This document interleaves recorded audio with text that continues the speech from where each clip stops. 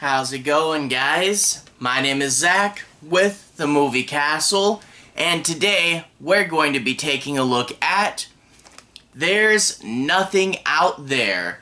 This is from 1991, and I have the version with this cool little collage cover. I think this was actually on the VHS, and I know there are a few different versions, and I think Troma actually released one. Would have been cool to have the Troma one. It would match on my my shelf here. Anyway, this is directed by Rolfe Kanefsky, who we've talked about on this channel before when we covered Nightmare Man from the After Dark Horror Fest, and we'll probably eventually see more of him. There's a lot of his movies that I do want to talk about, like Jekyll and Hyde, Party Bus to Hell, Art of the Dead. He's got some interesting movies in his catalog, and this was actually his first big movie. I think he had done one other thing listed on IMDb that was like a student film, but hey, this is essentially his first one.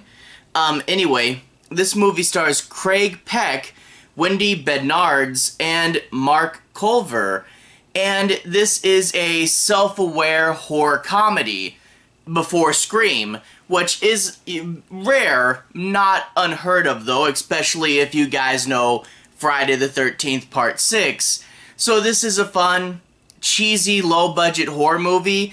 Definitely think campy and jokey and low budget, and you know, trying to do some fun and interesting and creative things, but really mostly trying to have fun with it. This is the kind of horror movie where the evil alien creature will be running through a field and step on a rake and whack himself in the face. This is the kind of movie where, in the middle of the movie, not having introduced this before or anything, the creature will shoot laser beams out of his eyes.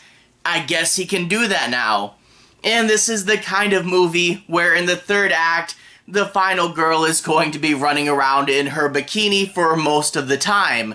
So yeah, just a cheesy, low-budget horror movie, and I do want to say, it's fun, but it definitely isn't perfect. And there are a few things, you know, this is very jokey, but a good chunk of the jokes don't land. The nerdy character is a little bit much. He's not bad, but he definitely is a bit much. And there's also a few things like with shot choice. They're being experimental, but it doesn't always pan out, you know? Like, they do that Evil Dead point-of-view camera, but they wind up doing it a whole lot. There's a scene where the kids get out of school, and they show frisbees flying up in the air. Again, and again, and again. Why are we using the shot so many times? It's strange. But then there's other parts with it being low budget, like when they're trying to show something a little beyond their scope, like at one point, two of the kids have a fight, and you can tell they're trying to do it safely and they don't really have much of a choreographer or stunt team. So when they have to do a gag, and they come up with gags, and I really do like it for the fight, but they have to kind of hide them between multiple cuts just to be able to do it, you know? So it's fun, it's jokey, and I really do like that, and it does have a whole bunch of that low-budget horror charm, but not everything they do pans out, so bear that in mind. But overall, it's a fun, really interesting movie, and I really did like it. I guess without further ado, in order to analyze this further, let's talk a bit about the plot. I'm not going to do any major spoilers, but I do want to take a moment, say my piece on some plot points, and give you guys a basic understanding of what this movie's like, but I'll be avoiding the end. Anyway, we open up with Prologue Girl. Horror movies always have to open up with a prologue girl, and she is in a video store. It's a really good scene that sets the tone for the movie, and that is important. In an opening scene, you really do have to cue the audience in as to where the tracks are going so they don't get derailed, and this is fun. She's working in a video store, a killer comes in and comes after her, and we see a bunch of cool posters and box art for other horror movies, and she gets strangled with VHS tape. That's cool, I get the tone. And as I said, a few of the shots not working. The strangling with VHS tape, you just see like the top of it tense up. Yeah, I guess they couldn't get the right hanging rig or something, but whatever. It's a fun sequence. Sadly, though, it does turn out to be a dream, because that's not what the movie's about. The movie's about a killer alien, so it turns out this was a dream, but she was driving, and when she wakes up, she wrecks the car. Again, kind of a weird choice, because it was such a long dream, you think she would have wrecked the car beforehand, but anyway, she crashes, and while she's in the woods, the alien killer gets her, and then we jump to our main characters.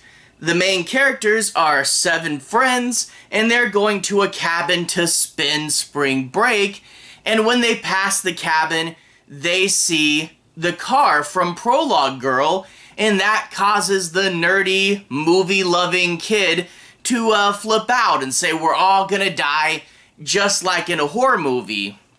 And the thing is, I get what they were going for, but it wasn't the best setup here. Scream, the poster child for self-aware horror. In Scream, a few of their classmates legitimately died by an uncaught serial killer. This would get people talking about slashers, you know, that makes sense. Maybe if he had seen mysterious lights in the sky or thought he saw an alien in the background, this could cue us in and get him talking about the right thing, but just seeing one car overturned on the side of the road, I mean, maybe it could get him thinking, but not to the extent that he does, because he really does flip out, and I don't feel that this was enough of an exciting incident without him seeing something a little bit more. And yeah, as I said, the nerd is quite an intense character. He's constantly, and I mean constantly, snarky and condescending, and he'll start like barricading himself in a room before he, you know, should even know that he's in real danger. They have him going pretty intense, and it is this weird thing that like normal people do when they're on vacation. It's this whole thing of, we're somewhere else, we don't know, I hope we don't get killed. So it does have its founding in reality. People do constantly compare their lives to movies. It just is a little too intense for what we got. And for the most part, like, it does drive the ideas of the movie, the self-aware nature, but yeah, just too much from time to time. And then like another confusing scene, well, not confusing, it just doesn't go anywhere.